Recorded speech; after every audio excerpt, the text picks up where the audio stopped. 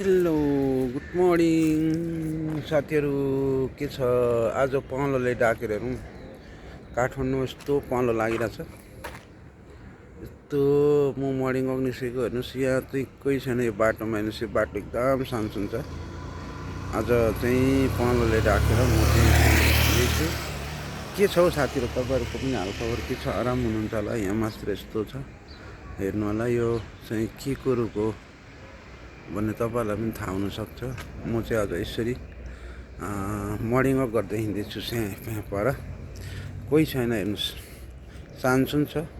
आज दिउँसै पानी पर्ला जस्तो अवस्था भइरहेको छ। त्यसले गर्दाखेरि पनि होला यस्तो छ Kathmandu valley top of the Kathmandu है।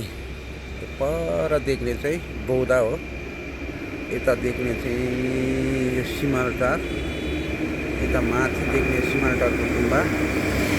यो सिमलटारको गुम्बा चाहिँ अलिक आसपासदेखि तल भएपछि बौद्ध हो। यताबाट सिधै देख्दा यो छुटेपाटी एरिया, छुटेपाटी हाइट होटेलतिर देखिन्छ।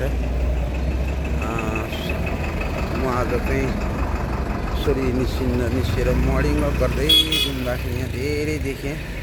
आज एकदमै शान्तसुन देखियो बाटो, रोड देख्दाखेरि राम्रो जस्तो लाग्यो। कोही पनि छैन आज फर्स्ट क्लास अब काठमाडौँमा। आज त किन हो, मान्छे नै देखिँदैन, त्यसले गर्दा पनि होला। आज ल हिँड्दैछु, यो बाटो म हिँड्ने बाटो है साथीहरू। यो हेरिराख्नु होला, तपाईँहरूले कुन ठाउँ हो भनेर तपाईँहरूले कमेन्ट पनि गर्नु होला। यसरी मजाले कमेन्ट पनि गर्न सक्नुहुन्छ। म चाहिँ आज यसरी हिँड्दैछु, बाटो एकदम शान्तसुन छ, न त यहाँ बिजी गाडी चल्ने ठाउँ हो। ले गर्दा पनि हो कि म चाहिँ अब यसरी सिधै हिँड्दैछु। लगभग अब म बस्ने एरियातिर, मेरो घरको आसपासतिर म पुग्दैछु। अब थोरै लाग्छ, सिधै पुग्दैछु, यसरी जाँदैछु।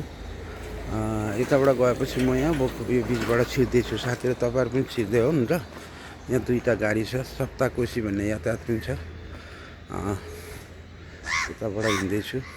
ल देख्नुभयो, यहाँको ठुलो गेट देख्नुभयो? ल है, ल साथीहरू पुग्दैछु है। अब पुग्नु लागेको छु। म टक्कै जहाँसम्म पुग्छ त्यहाँसम्म देखाएर हुन्छु तपाईँहरूलाई, हेर्नु होला।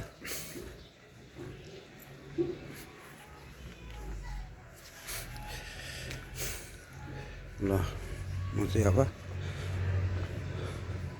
पुगिसकेँ साथीहरू। यो चाहिँ यहाँको मकै बारी रहेछ। ल देख्नुभयो, ठ्याक्कै पुगेँ अब म। ल है त, ल हेर्नुहोस् त, लोकेसन देख्नुभयो? ल टक्कै पुगेँ अब म यहाँ।